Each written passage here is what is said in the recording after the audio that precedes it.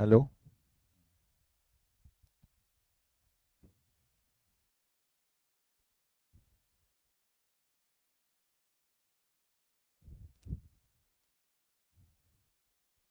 Hello.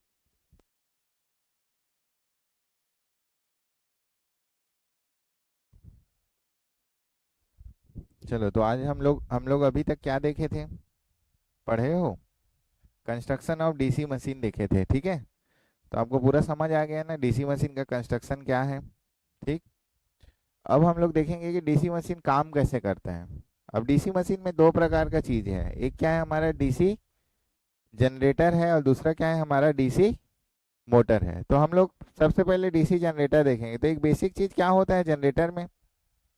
Generator में basic हम लोगों ने क्या देखा था कि कोई यदि जनरेटर है ना, यदि कोई जनरेटर है तो वो क्या काम करता है। यदि कोई जनरेटर है, यदि ये जनरेटर है मान लो, तो ये जनरेटर कैसे काम करेगा। हम क्या करेंगे, हम एक शाफ्ट बनाएंगे। एक शाफ्ट रहेगा और ये शाफ्ट क्या करता है, किसी स्पीड ओमेगा से, किसी स्पीड ओमेगा से ये क्या करेगा, रोटेट करेगा। ठीक है। और जैसे ही इसको हम लोग रोटेट कराते हैं, तो यदि ये डीसी जनरेटर है, ठीक है, यदि ये डीसी जनरेटर है तो आउटपुट में हमारा क्या आएगा, एक ईएमएफ एक वोल्टेज आएगा, वी आउटपुट। ठीक है। ये हम लोगों ने देखा था। तो ये जो हम लोगों ने इसके शाफ्ट को जो रोटेट किया, ये शाफ्ट को जो हम लोग रोटेट कर रहे हैं, तो ये कौन सा एनर्जी हो गया था हमारा, मैकेनिकल एनर्जी। ये मैंने बताया था आपको, मैकेनिकल एनर्जी। और आउटपुट जब हम लोग ले रहे हैं, तो हमको क्या मिल रहा था, इलेक्ट्रिकल एनर्जी। ठीक है। लेकिन इसके बीच में और एक एनर्जी था ना जो कन्वर्ट कर रहा था, कौन सा था बताओ। हाँ, मैग्नेटिक एनर्जी।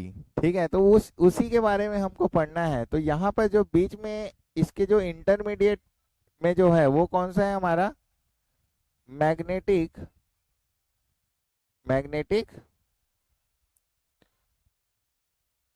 एनर्जी। ठीक है। यहाँ तक की चीजें क्लियर हुई। ठीक। तो हम इस मैग्नेटिक एनर्जी का क्या रोल है, मैग्नेटिक एनर्जी का ही हमारा सबसे ज्यादा इंपॉर्टेंट रोल है। ठीक है, कि कैसे ये मैकेनिकल एनर्जी को हमारा मैग्नेटिक एनर्जी, और फिर कैसे हमारा ये इलेक्ट्रिकल एनर्जी हमको प्राप्त होता है, उसी चीज को हम देखेंगे। ठीक है। तो सबसे पहले मैं आपको कुछ चीज दिखाता हूँ कि जो फ्लक्स लाइन का जो डिस्ट्रीब्यूशन होता है, ठीक है, आपको दिख रहा है ये फ्लक्स लाइन का जो डिस्ट्रीब्यूशन होता है वो कुछ इस प्रकार से डिस्ट्रीब्यूटेड रहता है। कहाँ पर डिस्ट्रीब्यूट है ये फ्लक्स लाइन, एयर गैप में, है कि नहीं, दिख रहा है आपको ये लाइंस। जैसे मान लो ये हमने इसको एन पोल बोला, मान लो इसको मैंने एन पोल बोला और इसको मान लो मैंने एस पोल बोला। ठीक है। तो ये फ्लक्स लाइन हमारा किस टाइप से डिस्ट्रीब्यूट होगा, ये दिख रहा है आपको। ये देखो एन निकला, फिर ये एस में गया, ये एन से निकला, ये एस में गया। ठीक है। इस तरीके से पूरा एयर गैप में क्या होता है, हमारा जो फ्लक्स लाइन है वो क्या होता है आपका, डिस्ट्रीब्यूटेड रहता है। समझ आया, दिख रहा है आपको। ठीक है।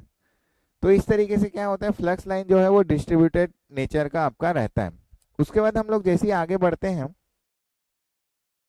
जैसे ही हम आगे बढ़ेंगे, तो मैं आपको दिखाऊंगा कि ईएमएफ जनरेशन क्या होता है, कैसे हमारा ईएमएफ जनरेशन हमारा होगा। ठीक है। तो उसके लिए सबसे बड़ा चीज क्या है, हम ईएमएफ जनरेशन पढ़ने के पहले हम क्या देखते हैं कि एयर गैप में हमारा फ्लक्स कैसे डिस्ट्रीब्यूट होता है डीसी मशीन में। ठीक है। तो आपको नेक्स्ट टॉपिक क्या लिखना है, आपको लिखना है फ्लक्स डिस्ट्रीब्यूशन। लिखो, फ्लक्स डिस्ट्रीब्यूशन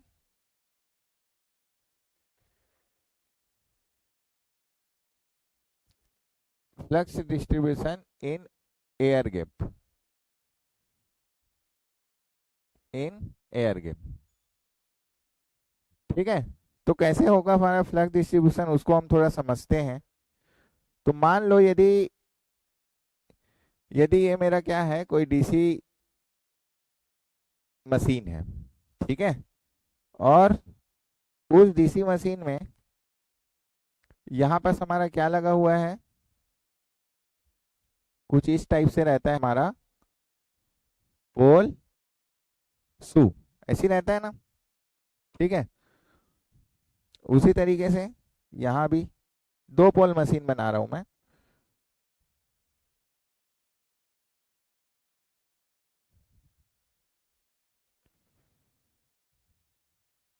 ठीक है।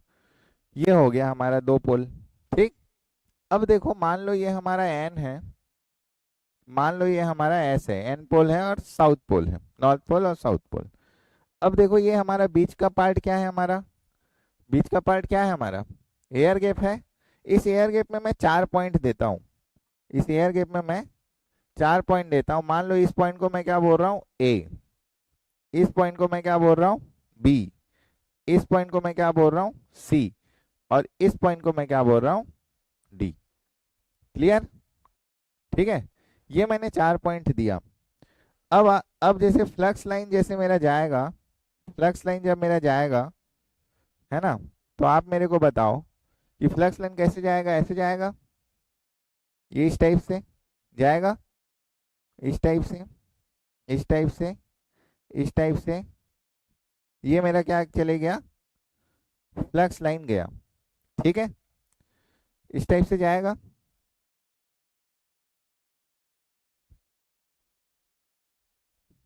इस टाइप से मेरा फ्लक्स लाइन क्या होगा, एयर गैप में क्या होगा, डिस्ट्रीब्यूटेड नेचर का हमारा क्या रहेगा, रहेगा। अब मैं जैसे पॉइंट ए को कंसीडर करता हूँ, थोड़ा सा मैं पॉइंट ए को अलग जगह बनाता हूँ, पॉइंट ए और पॉइंट सी। तो जैसे ही मैं पॉइंट ए को मान लो यहाँ पर पॉइंट ए को कंसीडर करता हूँ, फॉर एग्जांपल ये हमारा पॉइंट ए है, ठीक है, और वो पॉइंट बी है और ये हमारा पॉइंट सी है। ये मेरा एयर गैप में क्या हो गया, फ्लक्स लाइन जो है वो क्या हो गया, डिस्ट्रीब्यूटेड है, ठीक है। अब आप देखो यदि मैं इस ए पॉइंट को कंसीडर करूं, इस ए पॉइंट को मैं कंसीडर करूं, तो यहाँ पर आपको मिनिमम फ्लक्स दिख रहा है ना, दिख रहा है कि नहीं, कितना फ्लक्स दिख रहा है यहाँ पर, 0। तो यहाँ पर जो फ्लक्स है, जो डेंसिटी है, flux density is equal to क्या है, यहाँ पर 0 है ए पॉइंट में। मतलब ये समझो कि आप यहाँ पर खड़े हो और यहाँ से अब आप घूमना चालू किए, क्योंकि सर्कुलर मशीन है हमारा, तो हम घूमना चालू किए, ठीक है। क्या नाम है आपका, क्या नाम है, हाँ, ठीक है। तो कल्पना को मान लेता हूं मैं यहाँ पर खड़ा कर दिया, ठीक है। कल्पना यहाँ पर जब खड़े हुई तो कल्पना को क्या दिखा, कल्पना को ये दिखा कि यहाँ पर तो मेरे को फ्लक्स मिल ही नहीं रहा है। अनुभव करो इस चीज को, ठीक है। आप मशीन के अंदर में हो, आप मशीन के अंदर में हो और अनुभव करो, तो आपको क्या में प्राप्त हुआ कि यहाँ पर हमको फ्लक्स नहीं मिल रहा, मतलब फ्लक्स या तो 0 है या तो मिनिमम है। फिर कल्पना क्या की, अब मशीन तो रोटेटिंग मशीन है, अब वो चलना चालू की, ठीक है। तो जैसे ही वो चलना चालू की, चलने के लिए वो ने कोई पाथ को फॉलो किया और वो चलना चालू की इस पाथ में। तो जैसे जैसे वो चलना चालू की उसको फ्लक्स मिलते जाएगा ना, उसको फ्लक्स का अनुभव होने लगेगा, ठीक है। तो वो चलना चालू की, चलना चालू की, और चलते चलते चलते चलते वो किस पॉइंट पे पहुंच गई, वो बी पॉइंट पे। और जैसे वो बी पॉइंट पे पहुंची, जैसे वो बी पॉइंट पे पहुंचेगी, इस बी पॉइंट पे, तो इस बी पॉइंट में उसको क्या दिखेगा, मैक्सिमम फ्लक्स अनुभव होगा कि नहीं, मतलब उसको लगेगा कि पूरी की पूरी फ्लक्स लाइन मेरे ऊपर आ रही है, ठीक है। अनुभव करो उस चीज को, ठीक है। जैसे पूरा का पूरा पानी आपके ऊपर गिरता है ना, ठीक है, तो उस तरीके का अनुभव होगा उसको कि बहुत भारी वर्षा हो रहा है वहां पर।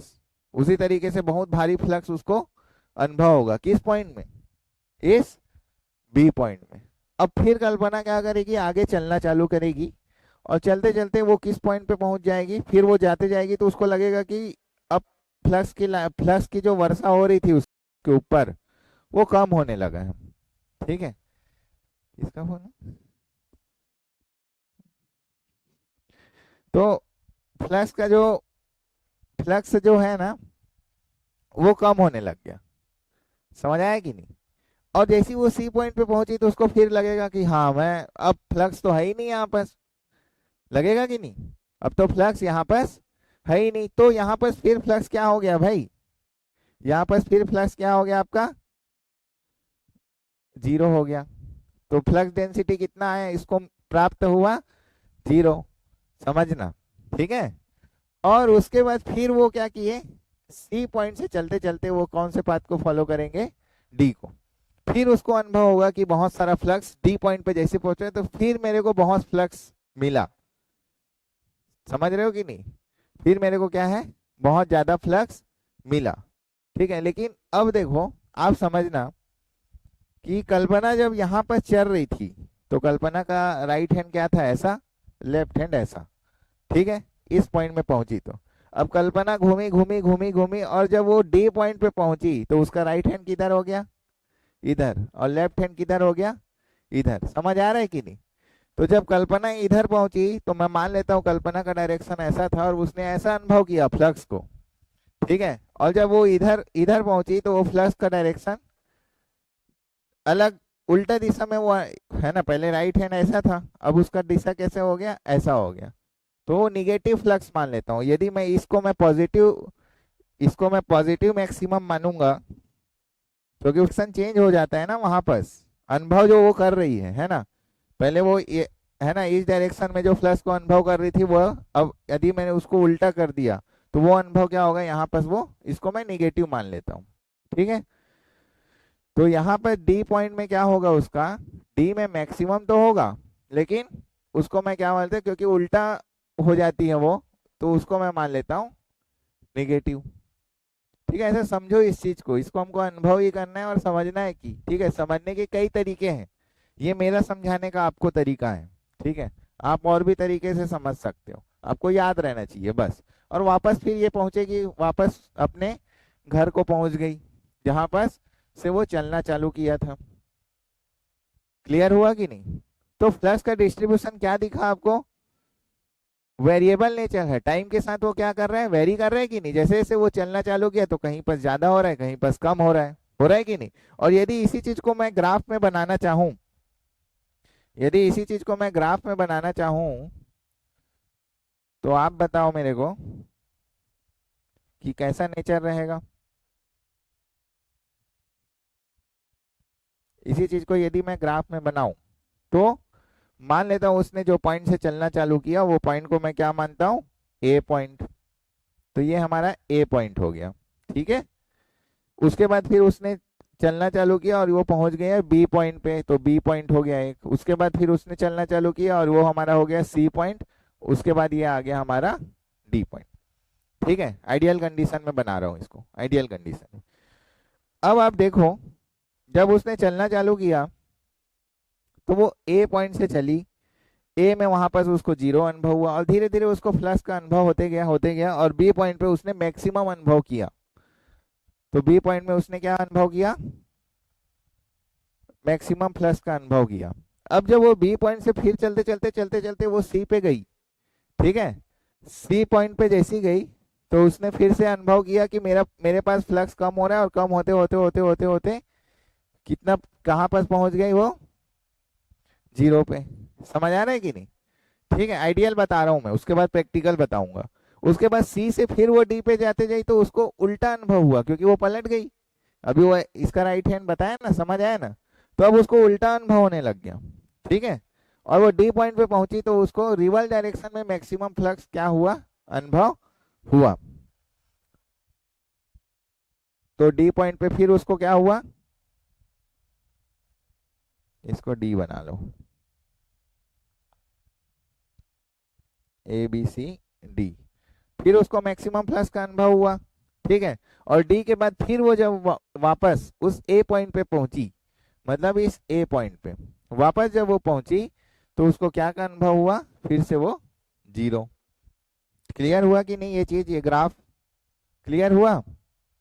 तो आपको क्या क्लियर हुआ, आपको ये क्लियर हुआ कि यहाँ पर तो मैंने जो फील्ड दिया था, ये सप्लाई जो मैंने दिया है वो तो डीसी डीसी सप्लाई है, फील्ड में दिया है कि नहीं। लेकिन एयर गैप में जो फ्लक्स का जो नेचर है वो कैसा नेचर है, एसी नेचर है। अल्टरनेटिंग है कि नहीं, देखो इधर पॉजिटिव है और इधर निगेटिव है। समझ आ रहा है कि नहीं। आपने सप्लाई क्या दिया था, डीसी। फील्ड में हम लोग प्रैक्टिकल देखे थे ना, यहाँ पर हम यहाँ पर डीसी देंगे, लेकिन जहाँ यहाँ पर जो फील्ड का जो फ्लक्स डेंसिटी का जो डिफरेंट डिफरेंट लोकेशन है रोटेटिंग, क्योंकि मशीन तो ऐसे रोटेट करेगा ना, तो यदि सर्कुलर मैं पाथ को देखूं तो फ्लक्स का जो डिस्ट्रीब्यूशन है वो कुछ इस टाइप से, ठीक है, इस टाइप से। लेकिन ये प्रैक्टिकल नहीं है, ये थ्योरेटिकल है। प्रैक्टिकल में मेरा फ्लक्स डिस्ट्रीब्यूशन कैसा आएगा और क्यों ऐसा हम लोग बनाते हैं कंस्ट्रक्शन, वो समझ आएगा आपको। जैसे प्रैक्टिकल मशीन यदि मैं बनाऊं, ठीक है, समझो, थोड़ा सा प्रैक्टिकल एनालिसिस करते हैं। ये जैसे मान लो मेरा पोल शू है, और अब ध्यान से समझना, ठीक है, और ये इस टाइप से रहता है मेरा पोल को, सॉरी, पोल शू ये है, और इस टाइप से मेरा करीब रहता है पोल, ये पोल शू, और ये हमारा पोल कोर, ठीक है। अब आप ध्यान से समझना, जब कल्पना चल रही थी, इस पॉइंट पे जब वो पहुंची, ध्यान से क्लियरली समझना, मैं जो चीज को आपको समझाना चाह रहा हूँ इजी इजी वे में आप समझ जाओगे। जब वो यहाँ पर इस पॉइंट पे पहुंची, इस पॉइंट पे, और यहाँ से यहाँ तक जब वो चली, ध्यान से समझना भाई, तो वो तो कांस्टेंट फ्लक्स लग रहा है कि नहीं? सेम फ्लक्स लाइन मिलेगा ना उसको, मिलेगा कि नहीं? समझो चीजों को। जब वो यहाँ से यहाँ तक चली तो यहाँ से यहाँ उसको अलग अलग अलग अलग, क्योंकि वहां पर क्या लेंथ, एयर गैप का लेंथ वेरी हो रहा है। लेकिन जब वो यहाँ पर से यहाँ चल रही तो ये एयर गैप, ये जो डिस्टेंस है वो सेम है कि नहीं है? ये जो अब यहाँ से यहाँ चली तो फिर डिस्टेंस बदल रहा है, बदल रहा है कि नहीं? लेकिन जब वो यहाँ से यहाँ चली तो डिस्टेंस क्या है, उसको सेम, मतलब एयर गैप का जो लेंथ है उसको सेम अनुभव हो रहा है, सेम फ्लक्स की अनुभव अनुभव होगा। तो यदि मैं यहीं पर वो ग्राफ को ड्रॉ करके आपको समझाना चाहूं कि यदि मैं फ्लक्स डेंसिटी का ग्राफ यहाँ पर बनाऊं टाइम के साथ, तो समझो इस चीज को, यहाँ पर उसको 0 अनुभव हुआ था ना, याद है? ठीक है, समझना, निगेटिव पॉजिटिव ये सब को छोड़ो, अभी सिर्फ हम ग्राफ पे बात कर रहे हैं, है ना? तो आप समझो, तो उसको जो फ्लक्स वो होगा, फ्लक्स डेंसिटी का जो ग्राफ हमारा बनेगा, ये तो देखो, ये यहाँ पर उसको 0 हुआ था, 0 से चले, 0 से चलते चलते यहाँ पर वो मैक्सिमम पे पहुंचे, यहाँ है ना, मतलब पहुंचते पहुंचते यहाँ पहुंचे, तो यहाँ पहुंची तो अब यहाँ से एयर गैप क्या हो गया, कांस्टेंट हो गया, कांस्टेंट हुआ। अब यहाँ से यहाँ उसको क्या अनुभव हो रहा है, सेम फ्लक्स का, सेम फ्लक्स का अनुभव हो रहा है, ठीक है। सेम फ्लक्स का अनुभव अनुभव होते होते वो यहाँ पहुंचे, और यहाँ से फिर वो फ्लक्स डाउन होते जाएगा, और फिर इस पॉइंट में पहुंचते पहुंचते क्या हो जाएगा, वो 0 हो जाएगा। समझ आया कि नहीं? ठीक है, तो एक्चुअल में जो फ्लक्स डेंसिटी का जो एक्चुअल में जो फ्लक्स डेंसिटी का जो डिस्ट्रीब्यूशन हो रहा है वो कुछ ऐसा होता है, ठीक है। तो इसको हम लोग कौन सा वेव फॉर्म बोलते हैं, ये फ्लैट टॉप वेव फॉर्म, ठीक है। ये कौन सा वेव फॉर्म है फ्लक्स डेंसिटी का? फ्लैट टॉप, साइनसोइडल नहीं रहता, वो इस प्रकार रहता है, और इसका फायदा भी है। फ्लैट टॉप वेव फॉर्म रहने का क्या फायदा है? सबसे पहला फायदा क्या है, कोई बता पाएगा इसको देख के, साइनसोइडल और इसमें? ये फायदा ये है कि एवरेज वोल्टेज को, वोल्टेज क्या होता है हमारा, इंक्रीज होता है। मैं बताऊंगा कैसे। Average voltage, average voltage across, across brush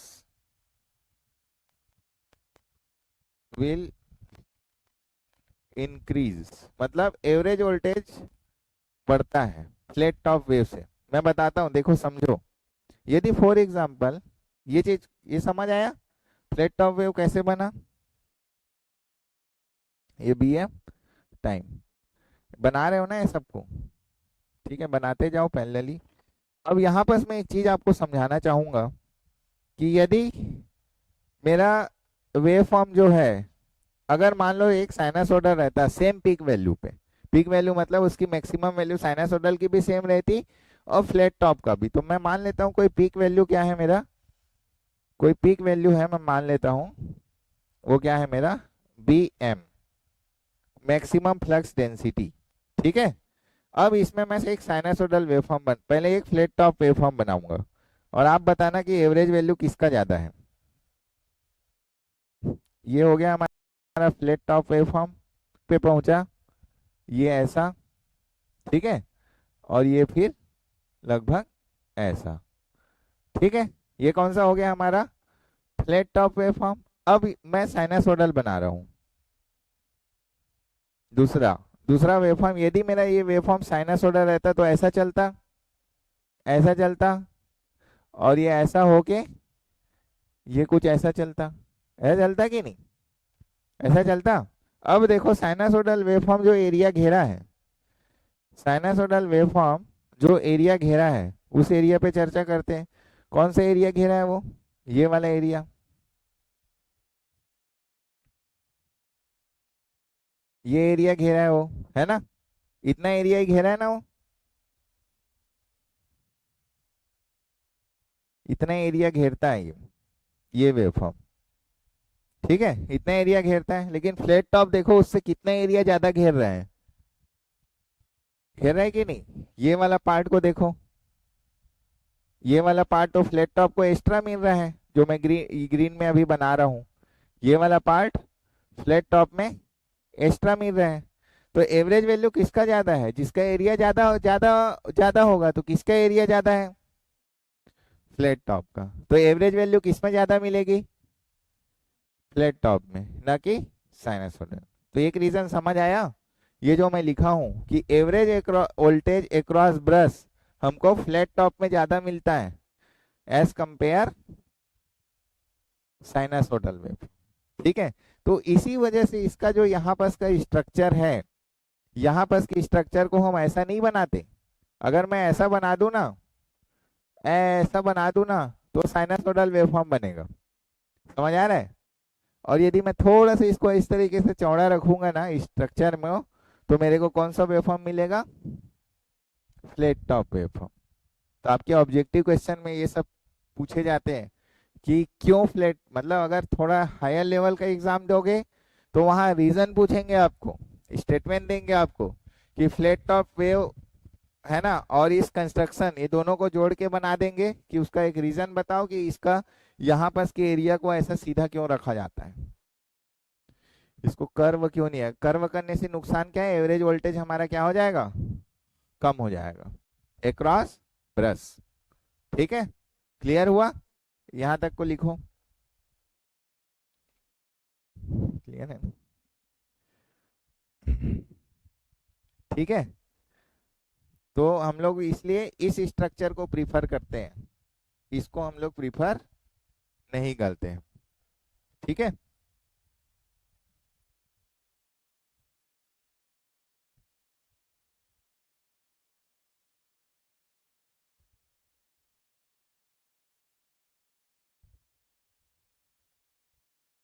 ये वाला, यहाँ से यहाँ तक एयर गैप का जो लेंथ है वो कांस्टेंट रहता है।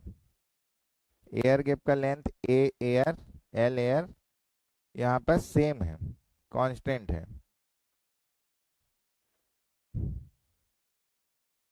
यहाँ से लेकर यहाँ तक, ठीक है।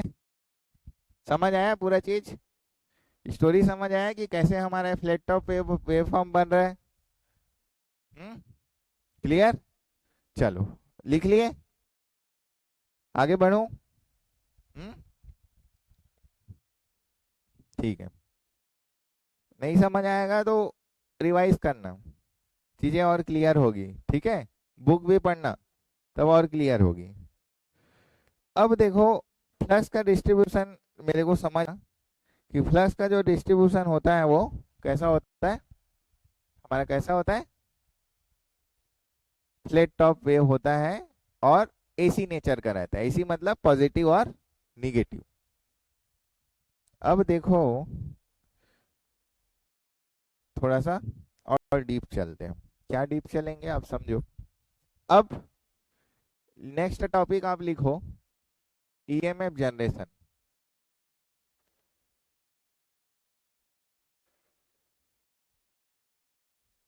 ईएमएफ जनरेशन, ठीक है, ईएमएफ जनरेशन। अब ईएमएफ जनरेशन में मैं आपको कुछ चीज समझाना चाहूंगा, कुछ चीज मैं ये समझाना चाहूंगा कि मान लो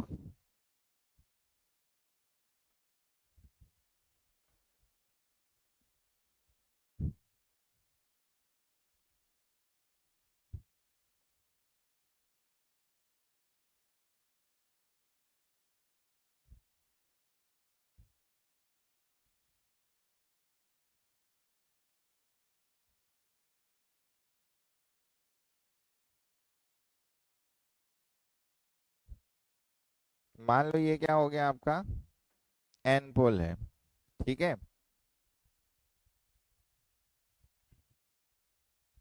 मान लो ये क्या है आपका, एस पोल है ना।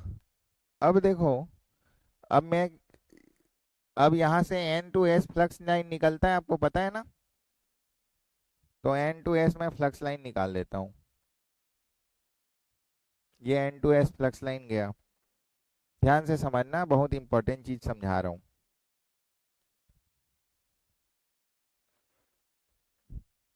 ठीक है, एन टू एस मेरा फ्लक्स लाइन गया।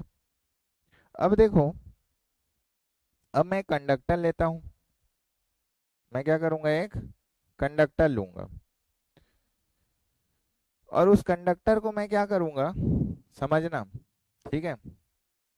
उस कंडक्टर को मैं क्या करूंगा, मैं दो प्रकार से वेरी करूंगा, दो प्रकार से वेरी करूंगा, ठीक है। तो ये हो गया मेरा कंडक्टर,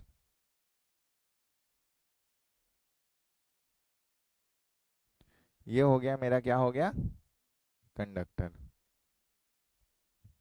समझना, एक, ये हो गया मेरा कंडक्टर। अब इस कंडक्टर को मैं क्या कर रहा हूँ, इसको मैं वेरी कर रहा हूँ। ये इसका लेंथ हो गया एल, एल लेंथ का ये कंडक्टर है। अब देखो, इस कंडक्टर को मैं पकड़ा, और इसको यदि मैं ऐसा वेरी करूँ, कैसे वेरी करूंगा, इस टाइप से। तो देखो यहाँ पर अभी फ्लक्स कितना है बताओ, कंडक्टर के इस लेंथ के क्रॉस, इस लेंथ को देखना है ना, क्रॉस सेक्शन एरिया को नहीं, इस लेंथ को देखो। ये कंडक्टर का जो लेंथ है, यहाँ पर आप मेरे को बताओ अभी कितना फ्लक्स है, 0 है। यहाँ पर इतने लेंथ में कुछ फ्लक्स आया, समझना पहले। फिर इतने लेंथ में कुछ फ्लक्स आया, फिर इतने लेंथ में पूरा फ्लक्स आ गया, आया कि नहीं। तो यदि मैं कंडक्टर को ऐसा मूवमेंट करूं, इस तरीके से मूवमेंट मैं कर रहा हूं, तो हर समय में क्या होते जा रहा है, इसके लेंथ के क्रॉस मेरे को डिफरेंट डिफरेंट फ्लक्स दिख रहा है, दिख रहा है। और फिर मैं इसको अगर यहाँ ले जाऊं, तो ऐसे दिख रहा है कि नहीं। तो इस कंडक्टर के कहा, किसके क्रॉस फ्लक्स चेंज हो रहा है बताओ मेरे को, इस लेंथ के क्रॉस चेंज हो रहा है कि नहीं। ये जो कंडक्टर है, इसके ये लेंथ के क्रॉस हो रहा है ना फ्लक्स चेंज, हो रहा है। तो उसी लेंथ को हम क्या बोलेंगे, एक्टिव लेंथ, ठीक है। एक्टिव लेंथ में लिखाऊंगा, लेकिन अभी समझो। अब देखो, इस एक्टिव लेंथ को यदि मैं ऐसा वेरी कर रहा हूं, तो फ्लक्स मेरा क्या हो गया, चेंज हो रहा है। तो एक फैराडे है, वो फैराडेज ने क्या बोला था, जो ईएमएफ जनरेशन होगा, ईएमएफ जनरेशन होगा, वो rate of change of flux, मतलब phi two minus of phi one divide by T two minus of T one के प्रोपोर्शनल होगा। ऐसा किसने बोला था, फैराडेज ने बोला था। अब इसको हम लोग समझते हैं कैसे हो रहा है। मान लो ये टाइम क्या है आपका, T1 टाइम, ठीक है। कौन सा टाइम है ये, T1 टाइम। और इस T1 टाइम में ये इस एक्टिव लेंथ के अक्रॉस फ्लक्स बताओ कितना है भाई, 0 है। तो phi one is equal to क्या हो गया, phi one is equal to 0। समझ आया। अब इस कंडक्टर को मैं यहाँ ले जाता हूँ। अब इस कंडक्टर को जब मैं यहाँ ले गया, मान लो यहाँ पास, तो इसके पूरे लेंथ में फ्लक्स आ गया, आया कि नहीं। तो जब इस समय में, इस समय में जब ये पॉइंट नंबर 2 में देखो, ये पॉइंट नंबर 2 है, मतलब लोकेशन नंबर 2। तो इस लोकेशन नंबर 2 में मैं क्या देख रहा हूँ, कि ये T2 टाइम में मान लेता हूँ phi two is equal to क्या हो गया भाई, आपका मैक्सिमम फ्लक्स हो गया, हुआ कि नहीं। अब इस, यदि इस फार्मूले में मैं रखूं, तो EMF is proportional to phi two phi M minus 0 upon T2 minus T1। तो ये वैल्यू दिख रहा है कि नहीं, कोई वैल्यू दिखा। तो यही वैल्यू क्या है, आपका ईएमएफ है। तो आपको क्या समझ आया, कुछ समझ आया। एक पॉइंट ये ट्रिक किया आपको, कि ईएमएफ जनरेशन के लिए फ्लक्स में चेंजेस जरूरी है, चेंज इन फ्लक्स दिखना चाहिए, किसके क्रॉस, इस एक्टिव लेंथ के क्रॉस। ठीक है, ये जो लेंथ है, इस लेंथ के क्रॉस आपको क्या दिखना चाहिए, इस लेंथ के क्रॉस आपको क्या दिखना चाहिए, change in flux, change in flux. ठीक है, समझ आया, समझ आया कि नहीं आया? ठीक है, मैं दूसरा केस दिखाता हूँ। तो ये एक आपका केस 1 हो गया। एक केस और एक अलग टाइप से मैं रोटेट करता हूँ, फिर बताना। मजा आ रहा है कि नहीं, है ना? कंफ्यूज मत होना, बस आपको इमेजिनेशन आपका अच्छा होना चाहिए। जितना अच्छा इमेजिनेशन होगा उतना ही अच्छा आपका इलेक्ट्रिकल जो इंजीनियरिंग है वो अच्छा होगा, मजबूत होगा, इजी हो जाएगा। दूसरा केस देखो, केस 2।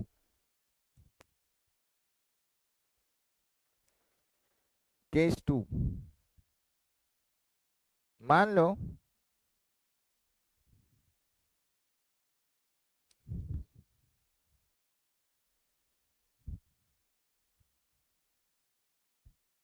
ये आपका क्या हो गया, एन पोल हो गया, ये हो गया आपका एस पोल। ठीक है, और ये हो गया आपका फ्लक्स वेरिएशन।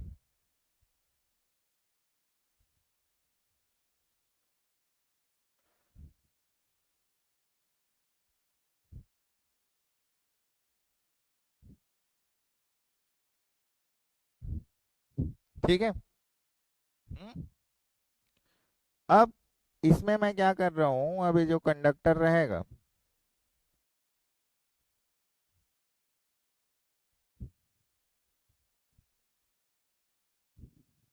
ये कंडक्टर है,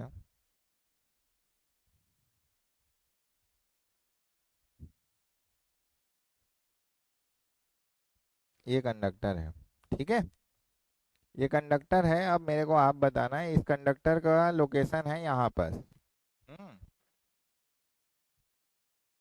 ये है। और इसका एक्टिव लेंथ कौन सा है, आपको लेंथ को देखना है, ठीक है, इसको देखना है। ये आपका एक्टिव लेंथ है कंडक्टर। यहाँ तक समझ आया? अब इस पोजीशन में है ये, अब इस पोजीशन में है। मान लेता हूँ ये कोई टाइम t1 है, मान लेता हूँ इस पोजीशन में इसका क्या है, टाइम t1 है। और इसमें ये जो, एक तो ये इसके पैरेलल हो गया ना, इसके पैरेलल हो गया ना, तो बहुत मिनिमम फ्लक्स ये अनुभव करेगा। इसके एक्टिव लेंथ के अक्रॉस देखो कुछ फ्लक्स दिख रहा है आपको, ये जो लेंथ है इसको परपेंडिकुलर को दिख रहा है, जैसे ये मान लो कंडक्टर, ये कंडक्टर है और फ्लक्स लाइन कैसे है, ऐसा पैरेलल है कि नहीं? अगर परपेंडिकुलर होता तब इस लेंथ को काटता, इस कंडक्टर को काटता, लेकिन अब फ्लक्स लाइन और ये लेंथ क्या हो गया, पैरेलल हो गया। तो फ्लक्स कुछ दिख रहा है क्या यहाँ पास, मान लो कुछ मिनिमम फ्लक्स दिख भी रहा है, फॉर एग्जांपल 5। ठीक है, कुछ मिनिमम फ्लक्स उसको हल्का फुल्का काट भी दिया, लेकिन बहुत मिनिमम। अब यदि वो मूवमेंट करेगा, इसका जो मूवमेंट है ना, इसकी जो वेलोसिटी है वो ऐसी है, किसके किसके पैरेलल में है, फ्लक्स के पैरेलल में है। ये कंडक्टर है, ये मेरा फ्लक्स लाइन है, अब इसका मूवमेंट कैसा है, ऐसा है। किसके पैरेलल है ये फ्लक्स लाइन है, मान लो मेरा उंगली, तो फ्लक्स लाइन के पैरेलल है कि नहीं है? तो फ्लक्स लाइन के यदि मेरा पैरेलल है वेलोसिटी, तो यदि मेरा ये कंडक्टर, ये जो कंडक्टर है वो मूवमेंट करेगा, और मूवमेंट करके समझो वो यहाँ आ गया, यहाँ आ गया, मूवमेंट करके वो क्या हो गया, वो यहाँ आ गया। आप बताओ, टाइम तो मेरा चेंज हुआ, लेकिन क्या फ्लक्स में चेंजेस दिखा उसको? फ्लक्स तो वही है, वो तो उसी के साथ साथ साथ जाया जा रहा है। तो फ्लक्स लाइन क्या कट रहा है यहाँ पर? नहीं कट रहा। तो फ्लक्स क्या हो गया यहाँ पर, मान लेता हूँ कोई मिनिमम फ्लक्स कटा होगा, लेकिन फ्लक्स में कोई चेंजेस दिख रहा है क्या? नो। तो भाई यदि कोई फ्लक्स में चेंजेस नहीं दिखेगा तो फेराडेस क्या बोलता है, फेराडेस ये बोलता है φ2 minus φ1 divide by t2 minus t1। और यदि मेरा φ1 is equal to phi minimum और φ2 इज इक्वल टू भी फाई मिनिमम है, तो आप ये बताओ भाई, इज इक्वल टू 0 हो जाएगा कि नहीं? 0 होगा? होगा कि नहीं बताओ? Five is equal to five one minimum and five two is equal to five one minimum. अगर वो पैरेलल चल रहा है फ्लक्स के, तो क्या होगा? ईएमएफ दिखेगा? नहीं। तो ऐसे कंडीशन में हमको ईएमएफ नहीं मिलेगा जब उसके वो कंडक्टर का जो मूवमेंट होगा, उसका जो एक्टिव लेंथ है वो पैरेलल टू क्या होगा? आपका फ्लक्स लाइन। ठीक है, समझ आया? तो कंडक्टर की जो वेलोसिटी है, मतलब जिस डायरेक्शन में वो मूवमेंट कर रहा है, और फ्लक्स, दोनों के बीच का एंगल कितना है भाई बताओ? ये दोनों के बीच का एंगल कितना है? 0 डिग्री है। 0 डिग्री एंगल है कि नहीं है? और केस वन में यहाँ पर कुछ एंगल दिख रहा है आपको, इस फ्लक्स लाइन और यहाँ पर एंगल दिख रहा है कि नहीं? कुछ एंगल दिख रहा है। और यदि इसको मैं ऐसा भी कर दूं, यदि मान लो इसको मैं ऐसा कर दूं, तो ये एंगल कितना बनेगा? और इसकी मूवमेंट को ऐसा करूं, इसकी वेलोसिटी को ऐसा करूं, तो ये एंगल कितना दिखेगा मेरे को? 90 डिग्री दिखेगा। ये वाला एंगल 90 डिग्री दिखेगा। तो जैसे मैं देखो 90 डिग्री कर रहा हूं, तो मैक्सिमम फ्लक्स लाइन कट रहा है कि नहीं? तो थीटा इज इक्वल टू, यदि मैं 90 डिग्री करूं, theta is equal to 90 degree करूं, तो क्या होगा भाई? कंडक्टर और कंडक्टर का जो लेंथ है और फ्लक्स के बीच का एंगल को यदि मैं 90 डिग्री करूं, तो मेरा मैक्सिमम फ्लक्स मिलेगा, मैक्सिमम ईएमएफ मिलेगा। और यदि 0 डिग्री कर दूं, तो 0 डिग्री कर दूं तो मिनिमम फ्लक्स मिलेगा, मतलब 0। समझ आया कि नहीं? समझ आया? नहीं आया? देखो, ये फ्लक्स लाइन है, अगर इसको मैं 90 डिग्री ऐसा रख दूं, तो ये पूरा कट रहा है ना, इसमें फ्लक्स लाइन जा रहा है। और यदि इसको मैं पहले 0 डिग्री कर दूं, तो फ्लक्स लाइन कट रहा है क्या? नहीं। तो फ्लक्स लाइन नहीं कटेगा तो ईएमएफ 0, फ्लक्स लाइन यदि कटेगा तो ईएमएफ मैक्सिमम। समझ आया? बेसिक प्रिंसिपल है ये, बेसिक। लिख लो इसको। तो यहां लिखा देता हूं मैं,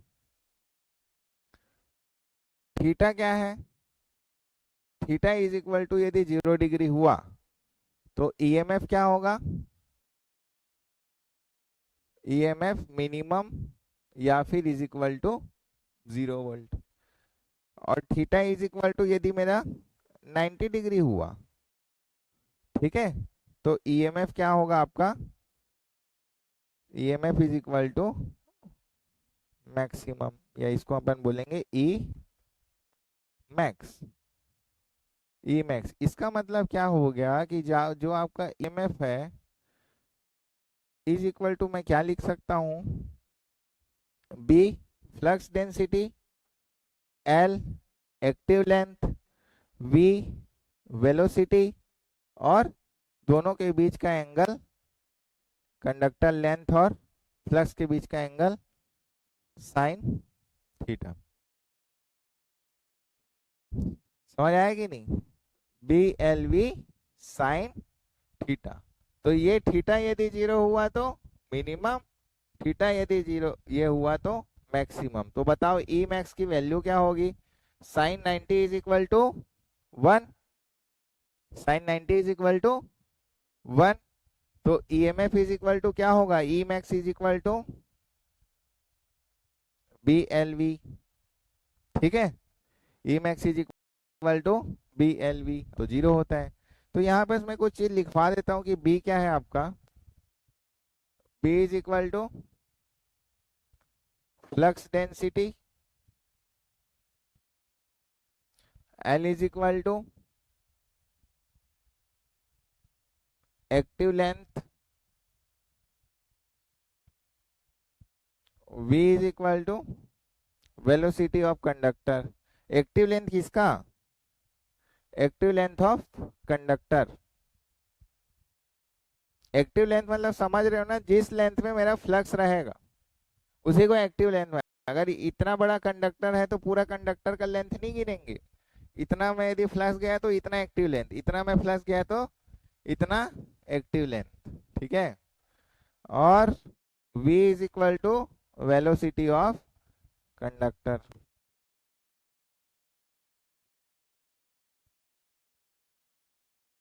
यहां तक लिखो। ठीक है, इसको लिखो फिर आगे बताता हूँ।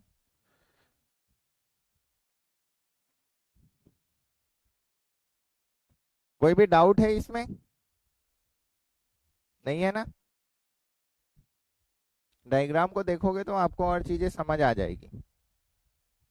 जो भी ये डायग्राम्स है ना, ये सब को आप देखोगे तो और चीजें समझ आ जाएगी। इसका पीडीएफ मैं आज ग्रुप में शेयर कर दूंगा आपको। ठीक है, तो रिवीजन के लिए आपको काम आएगा।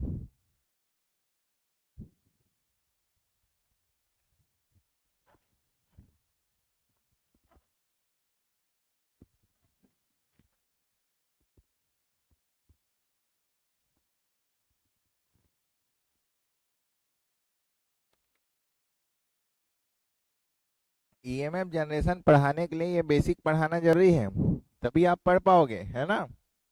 नहीं तो नहीं पढ़ पाओगे। आगे बढ़ते हैं।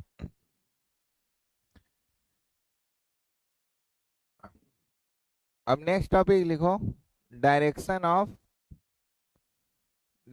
Of EMF generation. कैसे फाइंड आउट करेंगे डायरेक्शन ईएमएफ जनरेशन का? पढ़ाया ना आपको? डायरेक्शन ऑफ ईएमएफ जनरेशन आप कैसे फाइंड आउट करोगे? कुछ रूल वूल रहता है हाथ वाथ का? कुछ याद आ रहा है? फ्लेमिंग लेफ्ट हैंड की right hand? Fleming Fleming right hand rule. Generation में क्या यूज होगा आपका? Fleming right hand rule. ठीक है, ठीक है। जो भी जनरेटर होगा उसमें कौन सा यूज होगा आपका? Fleming right hand rule. Fleming right hand rule क्या बोलता है? यदि ये मेरा हाथ, कौन सा हाथ है भाई ये? हाँ, राइट हैंड मान लो। ठीक, यदि ये मेरा राइट हैंड है, ऐसे ही रहता है ना सबका राइट हैंड? ठीक है, मान के चलो ऐसा ही रहता है। अपने को हाथ पे नहीं फोकस करना है, अपने को किस पे फोकस करना है? कॉन्सेप्ट पे। मैं इसको करके दिखाऊंगा आपको, और आपको भी आना चाहिए ये चीज। यदि ये मेरा थंब क्या है, यदि मेरा ये थंब जो है वो डायरेक्शन ऑफ वेलोसिटी है या डायरेक्शन ऑफ फोर्स है, ये थंब, और ये जो है वो क्या है मेरा? डायरेक्शन ऑफ, बताओ, फ्लक्स, फ्लक्स डेंसिटी। और ये क्या है आपका? डायरेक्शन ऑफ ईएमएफ को बताएगा। ठीक है, तो समझो ये क्या है आपका? Direction of force. लिखते जाओ, मैं फिर इसको कर अप्लाई करके बताऊंगा। Direction of force. ठीक है भाई, ये क्या हो गया आपका? Direction of flux.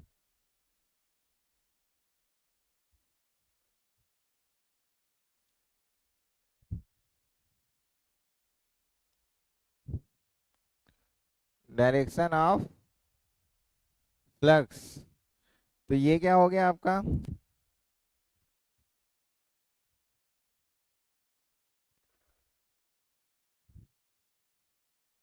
Direction of,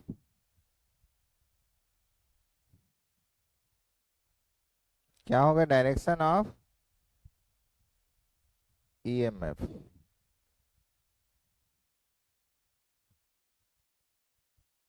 current. ठीक है, बी एफ वी या फिर आई,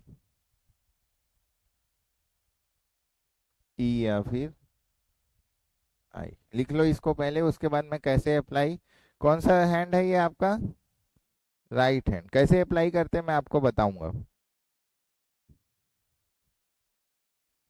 इतना चीज जब आप सीखोगे ना, तब मैं आपको बताऊंगा ईएमएफ जनरेशन। ठीक है, बहुत इजी हो जाएगा फिर, लेकिन इतना चीज को सीखो पहले।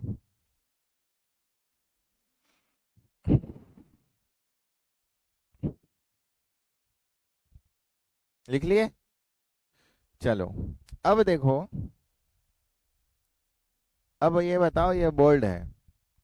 सबसे पहला नियम आपको क्या जानना है कि बोर्ड में या तो करंट अंदर जा सकता है या बोर्ड से करंट बाहर आ सकता है। जैसे आपका नोटबुक है, नोटबुक में क्या होगा, या तो करंट अंदर जाएगा या तो नोटबुक से करंट बाहर जाएगा।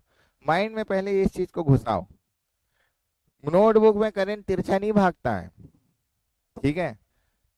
जब हम पढ़ते थे तब हमको यही कंफ्यूजन रहता था कि नोटबुक में करंट भी तिरछा भागेगा। नहीं, आपको सिर्फ एक ही कॉन्सेप्ट याद रखना है, जो आपका नोटबुक है उसमें या तो करंट अंदर जाएगा या तो करंट बाहर जाएगा, ठीक है। बाकी चीजों को छोड़ो।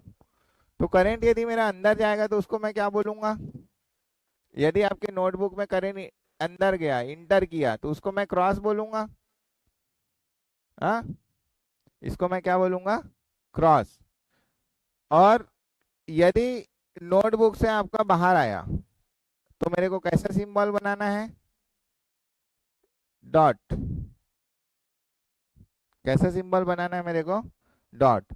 यदि नोटबुक में अंदर गया तो कैसे बनाओगे, क्रॉस। और यदि नोटबुक से बाहर आया, है ना, लीव किया मतलब करंट, इंटर किया और लीव किया, तो लीव किया तो डॉट, इंटर किया तो क्रॉस। अब पहले मेरे बात ध्यान से सुनो, उसके बाद लिखना। अब देखो भाई, समझो चीजों को। ये मैंने बना दिया, ठीक है, कंडक्टर। अब आप बोलोगे सर कंडक्टर गोल क्यों दिख रहा है। कंडक्टर देखो, कंडक्टर है ऐसा, अगर इसको मैं नोटबुक में बनाऊंगा तो इसको मैं ऐसे ही रखूंगा ना, तो इसका ये वाला पार्ट हमको दिखता है और ये वाला पार्ट मान के चलो वो अंदर है, ठीक है। समझ आया कि नहीं। तो कंडक्टर ये है, यदि आप उसको नोटबुक में बनाओगे तो ऐसा रखोगे, तो ये वाला पार्ट नोटबुक के अंदर है। तो इसी वजह से बोलते हैं कि या तो कंडक्टर, या तो करंट इस नोटबुक में अंदर जाएगा या तो कंडक्टर से करंट इस नोटबुक से बाहर आएगा। समझ आया। ये वाला पार्ट कहाँ है आपका, अंदर में है, नोटबुक के अंदर। ये तो ये वाला पार्ट क्या है, कंडक्टर का क्रॉस सेक्शन एरिया रहता है, cross section, cross section area of conductor. ठीक है भाई, क्लियर, कोई डाउट नहीं। अब राइट हैंड कौन सा है आपका, खाना खाने वाला हाथ, ऐसे हमको सिखाते थे, ठीक है। तो कौन सा हाथ है आपका, ये वाला हाथ। अब इसमें करंट, करंट वाला पार्ट कौन सा लिखा हूं मैं, कौन सा फिंगर को लिखा हूं देखो तो, ये वाले को लिखा हूं ना, ये वाले को, ये वाला को लिखा हूं, लिखा हूं ना। सब अपने अपने हाथ को यूज करना, दिखाओ मेरे को कौन सा फिंगर आपका, ये वाला करंट। अब इसको यदि नोटबुक में अंदर घुसाओ, नोटबुक में इसको क्या करो, अंदर घुसाओ, तो ऐसे दिखेगा, ऐसे दिखेगा, ठीक है। और इसको पूरा ऐसे देखो, ये डायरेक्शन में भी ये अंदर है। समझ आ रहा है कि नहीं। चाहे उसको ऐसे लो, चाहे ऐसे लो, चाहे ऐसे लो, चाहे ऐसे लो, कैसे भी ले लो, इस इतने करंट क्या हो गया आपका, अंदर आया, ठीक है। तो समझ आया, ये हो जाएगा आपका क्रॉस। सिमिलरली यदि मैं कंडक्टर बनाऊं और यदि मैं डॉट बोलूं, डॉट मतलब बाहर निकल रहा है, तो बाहर निकलेगा, ये उंगली को आपको अपने नोटबुक से बाहर निकालना है। निकाल के बताओ कैसे निकलेगा। या तो वो ऐसे में निकल सकता है, या तो वो ऐसे निकल सकता है, या तो वो ऐसे भी निकल सकता है, ठीक है। या तो वो ऐसे भी निकल सकता है, ऐसे भी निकल सकता है। समझ आ रहा है कि नहीं। ये देखो बाहर, तो सबसे पहला काम क्या रहेगा आपका, इस उंगली के डायरेक्शन को आप अंदर करके देखोगे और इस उंगली के डायरेक्शन को आप बाहर करके देखोगे। पहला स्टेप आपको यही करना है, ठीक है। कैसे मैं अभी बताऊंगा। तो अगर डॉट करोगे तो ऐसा, यहाँ तक चीज समझ आया क्रॉस और डॉट का कॉन्सेप्ट। अब एक स्टेप और आगे बढ़ते हैं। अब मैं क्या करता हूँ, मैं इंट्रोड्यूस करता हूँ किसको, फ्लक्स को। अब मैंने क्या कर दिया, फ्लक्स लाइन को मैंने इंट्रोड्यूस किया कंडक्टर के साथ। ये हमारा फ्लक्स लाइन है भाई, ये हमारा क्या है, फ्लक्स लाइन है। ध्यान से समझो,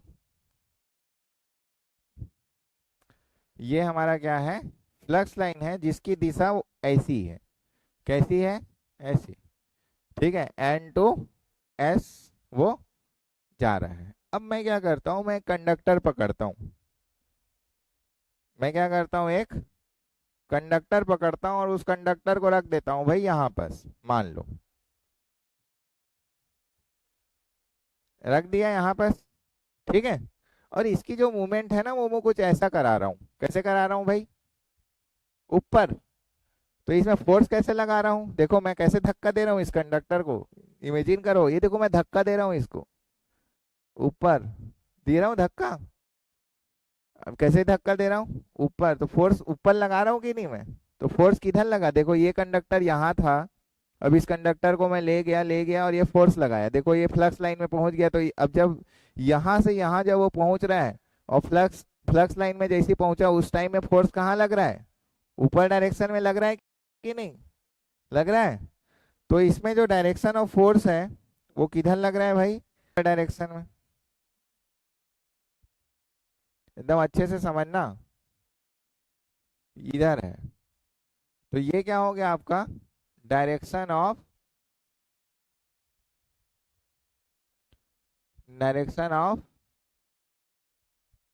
फोर्स। और ये क्या हो गया आपका, डायरेक्शन ऑफ फ्लक्स। दो चीज मिल गया ना,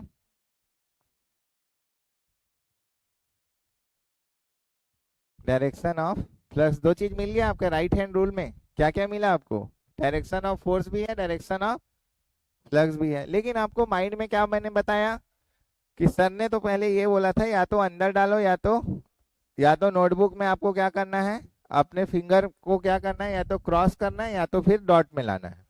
यही मैंने बताया था आपको, बताया था कि नहीं। तो देखो, यदि सबसे पहले मैं इस ये जो फ्लक्स लाइन वाले है ना उसको मैं बाकी सबको छोड़ो, ये फोर्स वोर्स को सबको हटाओ। ये कौन सा है, फ्लक्स लाइन। तो फ्लक्स लाइन का डायरेक्शन मैंने सेट किया। अब दूसरा स्टेप क्या करना है आपको, या तो इस वाले फिंगर को आप क्रॉस में सेट करोगे या तो इसको डॉट में सेट करोगे। तो देखो फ्लक्स लाइन है, ठीक है, ध्यान से समझना। और यदि मैं इसको क्रॉस में ऐसा सेट कर दिया, अंदर जा रहा है, अभी अंदर जा रहा है कि नहीं। अब देखो अंगूठा को खोलो, ठीक है। तो फोर्स का डायरेक्शन इधर है, तो ये सही है। अंगूठे का डायरेक्शन भी सही आ गया ना, डायरेक्शन ऑफ फोर्स सही आया कि नहीं। तो इसका मतलब क्या होगा कि यहाँ पर जो करंट जा रहा है वो कंडक्टर में अंदर जा रहा है। अब उसको मैं थोड़ा सा बना के यदि आपको दिखाऊंगा तो आपको चीजें समझ आएगी कि करंट कैसा फ्लो हो रहा है। ये जो करंट कंडक्टर है ना, ये कंडक्टर है, तो अंदर जा रहा है, मतलब क्या हो रहा है आपका, कुछ ऐसा और ये ऐसा। अब ये करंट अंदर जा रहा है, ये आई। तो ये जो अंदर जा रहा है ना इसको हम लोग क्या बोलते हैं, क्रॉस। समझ आया, क्लियर। तो करंट आपका ऐसा फ्लो हो रहा है, आई, ठीक है। तो ये क्रॉस, समझ आया। एक केस और बताता हूँ आपको, इसको केस 1 मान लो। अब मैं क्या करता हूँ, मैं डायरेक्शन ऑफ फोर्स को चेंज कर देता हूँ। मैं क्या करूंगा, डायरेक्शन ऑफ फोर्स को मैं चेंज करूंगा केस 2 में। और ये हमारा रिफरेंस केस है। क्या केस है ये हमारा, हम इसको रिफरेंस के तौर पे लेते हैं और मैं डिफरेंट डिफरेंट केस में आपको आज कुछ समझाऊंगा, ठीक है। बेसिक से चल रहे हैं हम लोग। जब तक आपका बेसिक क्लियर नहीं होगा तब तक ईएमएफ जनरेशन समझ नहीं आएगा। रटने के लिए रट सकते हो लेकिन बेसिक समझना जरूरी है। सॉरी। अब देखो, दूसरा मैं केस बनाता हूं कि यदि ये मेरा फ्लक्स लाइन है यदि ये मेरा फ्लक्स लाइन है,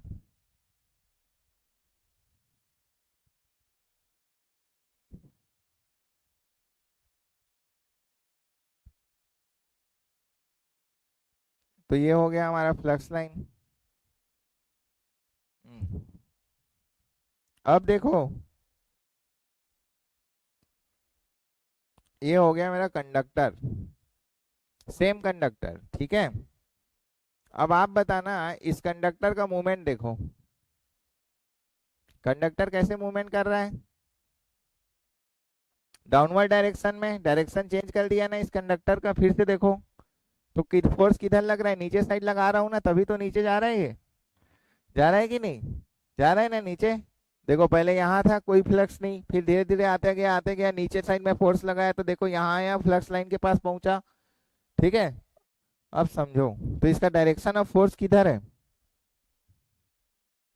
हाँ, इसका डायरेक्शन ऑफ फोर्स किधर है, नीचे डायरेक्शन, इस डायरेक्शन में है इसका।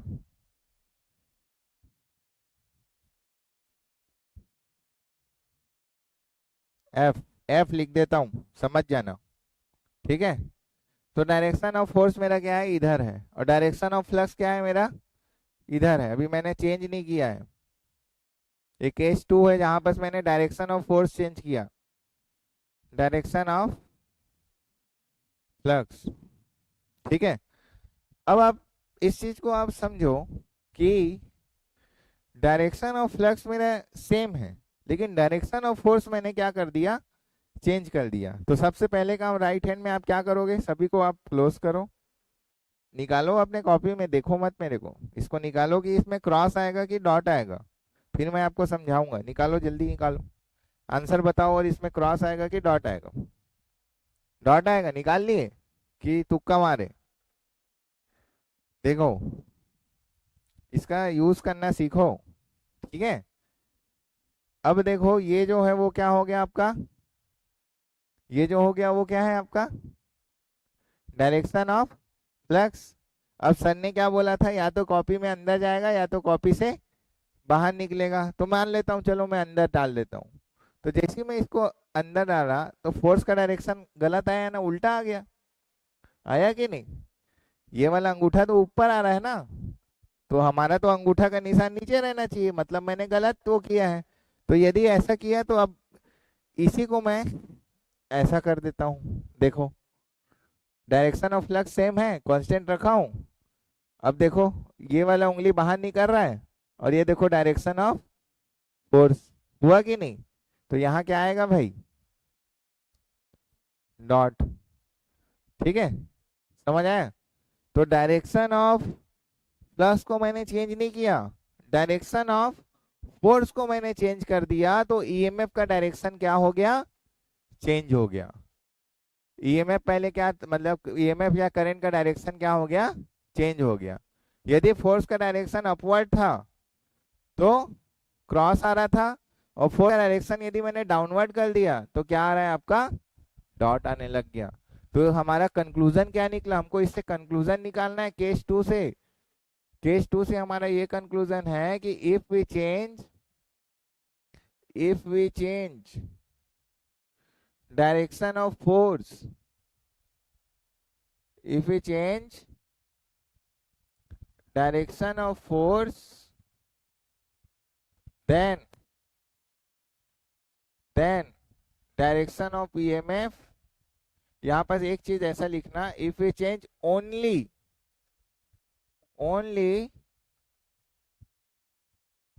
only direction of force, then direction of current or EMF will change, direction of current or EMF will change। Conclusion समझ आया, क्लियर, लिखो जल्दी, फिर आगे बढ़ते हैं, फिर केस 3 में जाएंगे हम लोग।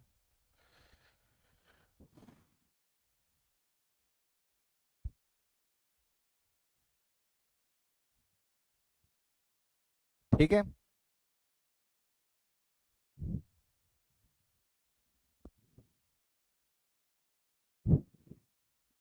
लिख लिए?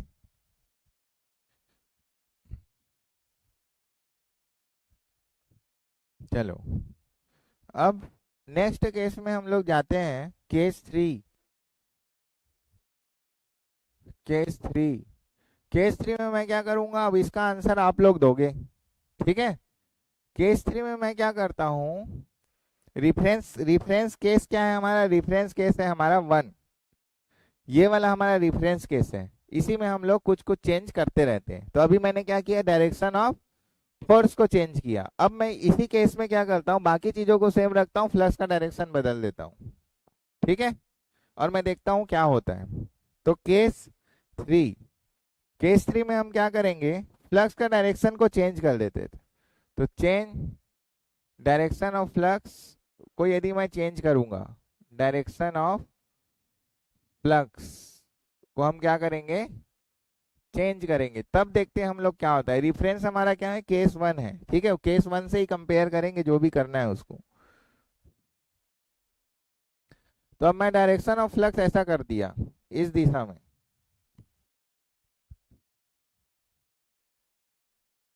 ये दिशा है, ठीक है भाई। ये हो गया आपका बी का डायरेक्शन ऑफ फ्लक्स। अब फोर्स वही रखूंगा, फोर्स का डायरेक्शन में वैसे ही रखूंगा जैसे केस 1 में था, क्योंकि केस 1 हमारा रिफरेंस है। अब फोर्स का डायरेक्शन मेरे कैसे रखना है, वैसी, ये कहाँ जाएगा, ये ऊपर, ऊपर वाले ऊपर ही फोर्स लग रहा है, केस 1 में ऐसी लगा था ना। तो फोर्स का डायरेक्शन आपका ऊपर,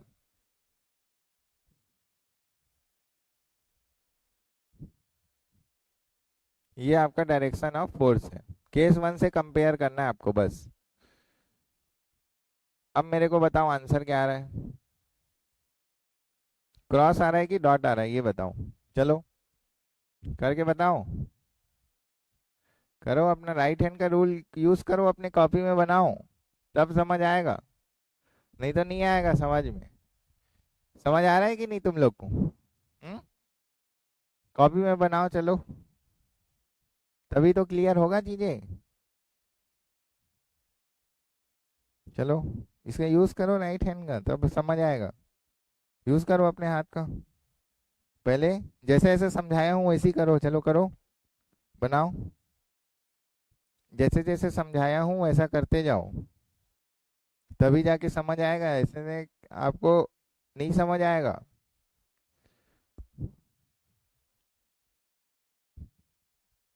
सबको बोल रहा हूँ मैं, सबको, आप सबको बोल रहा हूँ, ठीक है। मैं पढ़ाऊंगा, ठीक है, नहीं समझ आज, आज अगर नया लग रहा है तो आप घर में जाके वही चीज को करना, ठीक है। देखो, सबसे पहले हमको किसको सेट करना है, डायरेक्शन ऑफ फ्लक्स। तो मैंने सेट कर दिया डायरेक्शन ऑफ फ्लक्स को, कर दिया, देखो ये दिशा में है। अब ये बताओ दूसरा चीज मैंने क्या बोला, या तो क्रॉस होगा या तो डॉट होगा। तो इस फिंगर को ओपन करो, और यदि मैं इसको क्रॉस लेता हूं तो देखो अंगूठा का डायरेक्शन नीचे आ जा रहा है, मतलब गलत है, गलत है ना।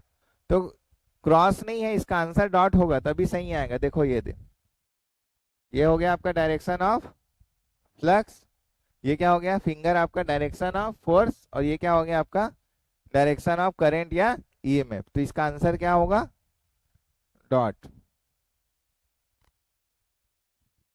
समझ आया कि नहीं आया, समझ में, समझ आया?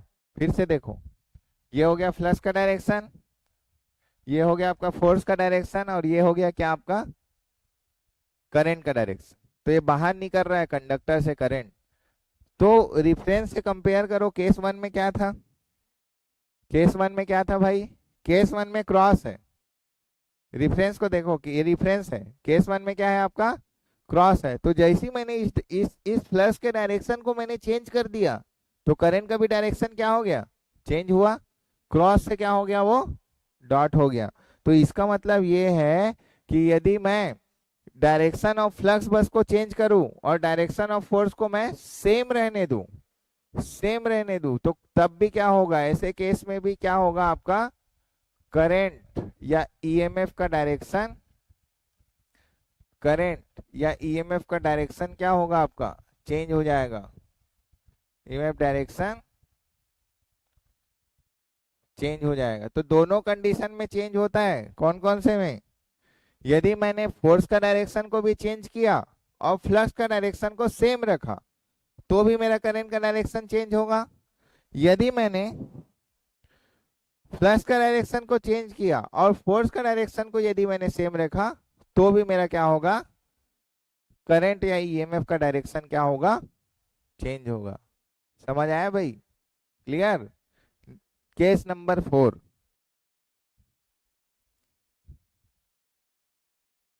केस नंबर 4, दोनों का डायरेक्शन चेंज कर देते हैं। क्या करेंगे हम, दोनों का डायरेक्शन चेंज कर देंगे। किसका direction, change direction of flux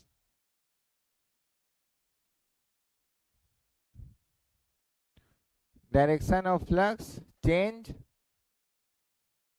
direction of force. अगर ये मैं किया तो मैं देखना चाहूंगा कि मेरा फ्लक्स वो क्या आता है, मतलब करंट या ईएमएफ क्या आता है। तो मैं चेंज कर देता हूँ। रिफरेंस क्या है हमारा, केस नंबर 1। ये मैंने डायरेक्शन चेंज कर दिया, देखो फ्लक्स का डायरेक्शन मैंने चेंज कर दिया। ये हमने फ्लक्स का डायरेक्शन चेंज कर दिया, ठीक है भाई। तो डायरेक्शन हो गया फ्लक्स का इस साइड। अब फोर्स का डायरेक्शन को भी केस 1 से हम चेंज करेंगे। केस 1 में किधर जा रहा था, ऊपर जा रहा था ना, हाँ। और केस 2 में क्या करेंगे, हम इसको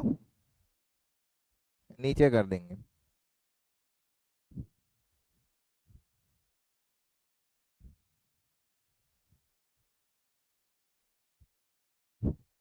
दोनों चेंज हो गया, डायरेक्शन ऑफ फोर्स भी मैंने चेंज कर दिया और डायरेक्शन ऑफ फ्लक्स भी मैंने चेंज कर दिया। अब बताओ इसमें क्या आएगा, क्रॉस आएगा कि डॉट आएगा, चलो करो।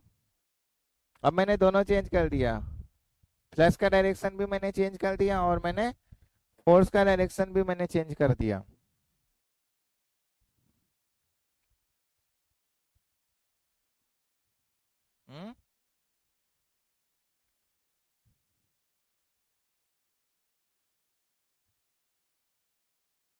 Cross, good. देखो ये हो गया, सबसे पहले हमने सेट किया ये। दूसरा, यदि मैं इसको इस उंगली को खोलूंगा और मैंने डॉट किया तो अंगूठा कहाँ चले जाता है, ऊपर, मतलब उल्टा करना पड़ेगा, ये ऐसा, ठीक आया। तो क्या आ गया, क्रॉस। अब आप केस 1 से कंपेयर करो, केस 1 से आप कंपेयर करो भाई। केस 1 में क्रॉस था, इधर ध्यान देखो दो पहले। यदि ये डायरेक्शन और ये डायरेक्शन क्रॉस था और यदि मैं दोनों को एक साथ चेंज कर दूं तो करंट के डायरेक्शन में चेंज हो रहा है क्या, नो, करंट का डायरेक्शन तो सेम है। उसमें क्या किया मैंने, केस 4 में बी को मैंने उल्टा कर दिया और इस फोर्स को मैंने उल्टा कर दिया, किया कि नहीं। और जैसे ही मैंने इसको उल्टा किया तो दोनों को मैंने चेंज किया, लेकिन करंट के डायरेक्शन में मेरा कोई भी चेंजेस नहीं हुआ। तो नो चेंजेस, सेम डायरेक्शन। तो अगर ये दोनों कंडीशन एक साथ होगा तो no change in direction of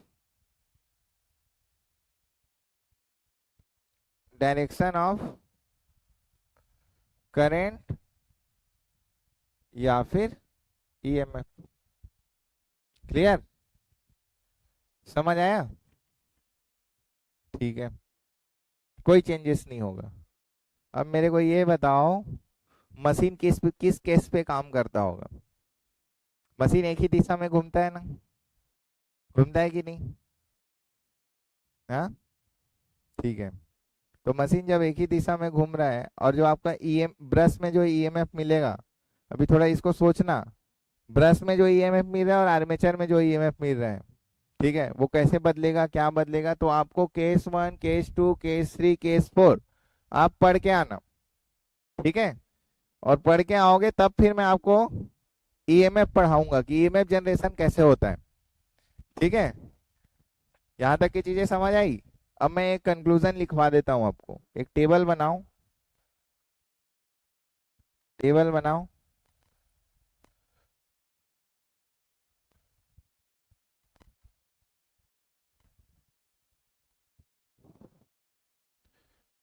यहाँ बस लिखो फ्लक्स का फ्लक्स, यहाँ पर लिखो फोर्स,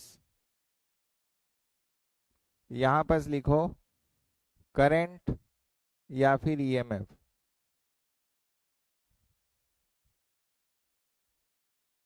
ठीक है, एक कॉन्सेप्ट समझा रहा हूँ। इसको मैं रिफरेंस ले लेता हूँ, है ना। ये वाले पॉइंट को मैं क्या ले लेता हूँ, रिफरेंस। रिफरेंस में क्या था, इसको मैं मान लेता हूँ मैं मान लेता हूँ right to left. Case one वाला राइट टू लेफ्ट जा रहा है। ठीक है, कि लेफ्ट टू राइट है, कुछ भी कर ले सकते हो आप। ये लेफ्ट से राइट जा रहा था क्या, राइट टू लेफ्ट है ना, ये राइट हैंड है और ये लेफ्ट हैंड है, तो राइट टू लेफ्ट। और फोर्स किधर, फोर्स का दिशा किधर था, अपवर्ड था ना केस वन में, तो फोर्स को मैं कर देता हूँ अपवर्ड। ये रिफरेंस है ना, अपवर्ड। तो ये क्या आ रहा था मेरा, करंट या ईएमएफ क्या आ रहा था, क्रॉस। ये मेरा रिफरेंस है। ठीक है, ये मेरा रिफरेंस है। अब मैं सिर्फ ना चेंज करूंगा। तो अब पहले कंडीशन में मैंने क्या किया, दूसरे केस में मैंने इसको सेम रखा था और डायरेक्शन ऑफ फोर्स को मैंने क्या कर दिया, चेंज किया। किया कि नहीं, तो करंट क्या हो गया था, चेंज हुआ डॉट। तो यहाँ पर क्या हो गया, ये रिफरेंस के कंपैरिजन में चेंज हो गया, ये रिफरेंस है। ठीक है, तो रिफरेंस के कंपैरिजन में डायरेक्शन ऑफ करंट क्या हो गया आपका, चेंज हो गया। दूसरे कंडीशन में मैंने क्या किया था, तीसरे कंडीशन में मैंने फ्लक्स के डायरेक्शन को चेंज किया था ना। अभी आर टू एल है तो एल टू आर कर दिया, समझ आ रहा है। और फोर्स का डायरेक्शन को मैंने अपवर्ड ही रखा था, मतलब मैंने सेम रखा था। उसमें भी फिर मैंने क्या देखा, इस रिफरेंस के कंपैरिजन में क्या हुआ, चेंज हुआ। इससे कंपेयर करना है ना, हमारा रिफरेंस पहला केस है, तो चेंज हुआ। तो डायरेक्शन ऑफ करंट आपका क्या हो गया, रेफरेंस के कंपैरिजन में चेंज हो गया। अब मैंने क्या किया, मैंने फ्लक्स, लास्ट केस में मैंने क्या किया, मैंने फ्लक्स को भी चेंज किया और मैंने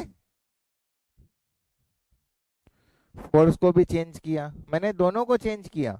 जब मैं दोनों को चेंज किया तो आपका जो ईएमएफ है वो क्या हुआ, वो सेम रहा। सेम था कि नहीं, जैसा ये रिफरेंस के कंपैरिजन में क्रॉस, सेम। कंपेयर किससे कर रहे हैं भाई, हमको माइंड में रखना है, रिफरेंस को ही हम कंपेयर कर रहे हैं। ये रिफरेंस है ना, ये वाला जो है आपका रिफरेंस है, इससे कंपेयर करना है आपको सभी केस को। तो ये आपका केस वन था,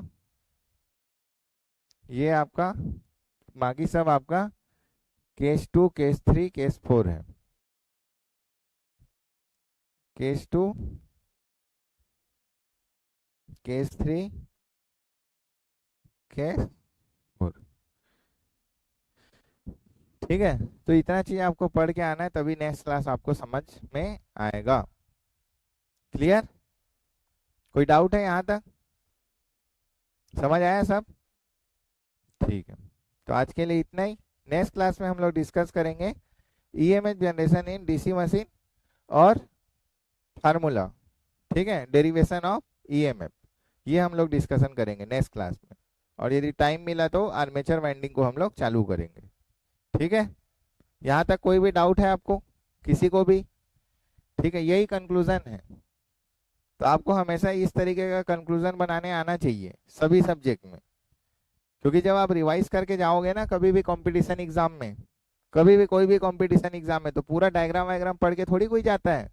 लास्ट में इसको रिवाइज करके जाएंगे, क्योंकि हमको पता है, देखेंगे अपन ऐसा, कहीं भी वैसा ऑब्जेक्टिव दे दिया तो हम देखेंगे अरे चेंज चेंज हमको याद आएगा अगर दोनों, हमको वहां करके नहीं देखते रहना है। समझ आ रहा है कि नहीं? कंपटीशन एग्जाम में आपको टाइम नहीं है कि आप राइट हैंड रूल का यूज करो और आप वहां पर कैलकुलेशन कर रहे हो कि क्रॉस है कि डॉट है। यहाँ आप देखो, आपके दिमाग में रहना चाहिए कि कोई भी एक चेंज होता है, कोई भी एक चेंज होगा तो डायरेक्शन चेंज होगा, दोनों चेंज होगा तो डायरेक्शन चेंज नहीं होगा। समझ रहे हो कि नहीं?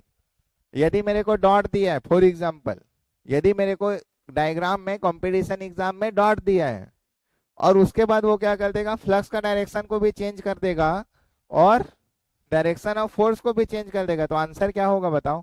डॉट ही होगा ना। समझ आ रहा है कि नहीं? सेम रहेगा, ये सेम, नो चेंज। इससे इसको पढ़ना है आपको, ये तो सिर्फ दिखाने के लिए है। समझ? और यदि डॉट दिया है और मान बोल दिया उसने फोर्स का डायरेक्शन को मैंने चेंज कर दिया, तो आपको वहां निकालते नहीं रहना है। डॉट दिया मतलब ऑप्शन आपका क्रॉस होगा, और क्रॉस दिया है तो ऑप्शन आपका डॉट होगा, चेंज हो जाएगा, चेंज चेंज। समझ आया? क्लियर? ऐसे बनाते हैं क्वेश्चन। ठीक है, तो आज के लिए इतना ही, नेक्स्ट क्लास में हम लोग डिस्कस करेंगे। ठीक है।